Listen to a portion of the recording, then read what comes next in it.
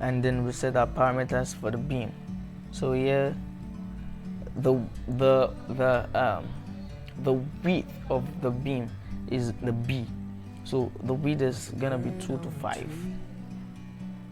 and the height of the beam, let's make it 450.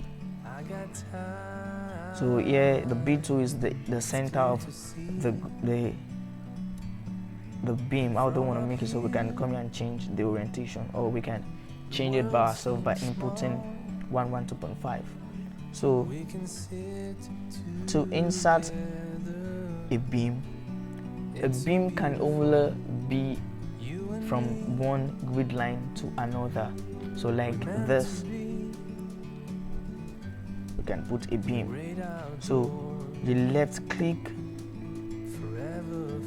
on a column or on your first grid and drag it to the next.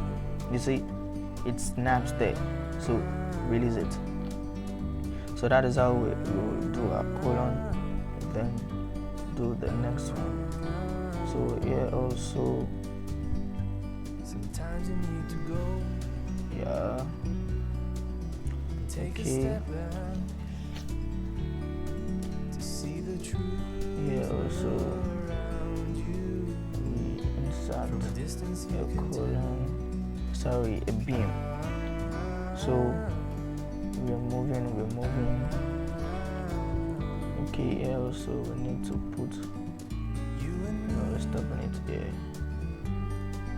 Okay, then we continue for this.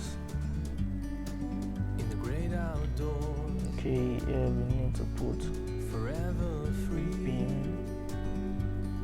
and here also, and here also, in the great outdoors, and here also,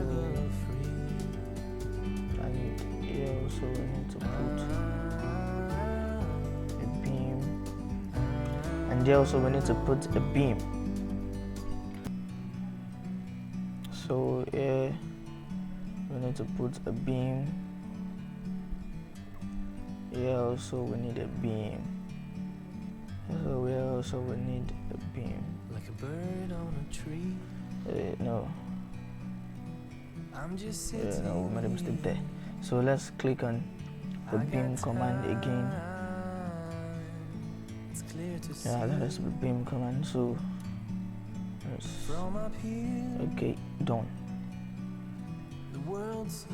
So we'll do another beam. So here also we put a beam. It's so beautiful. Here also. Here also.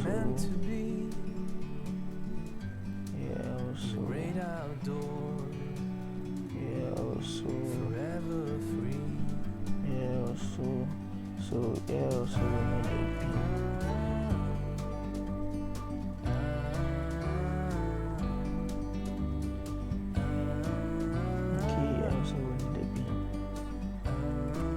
Okay, so I was done with the beams. Let's check it again. So make sure you check most of your work. Okay, we have okay.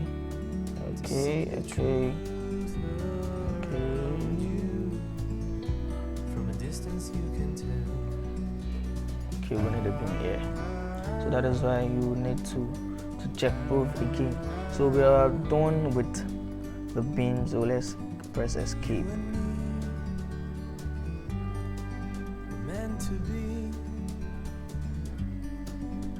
So the next thing we need to do now is to insert our slabs. So here you can see each slab. So here this is the label for the slab, and here is the height. So we're going with 150. Then let's go with a cover of 25. So to put a slab in, we can only put a slab where we have columns, 4 columns, or where we have a column, or where we have a beam. So here now you can see how it shows the rectangular box in between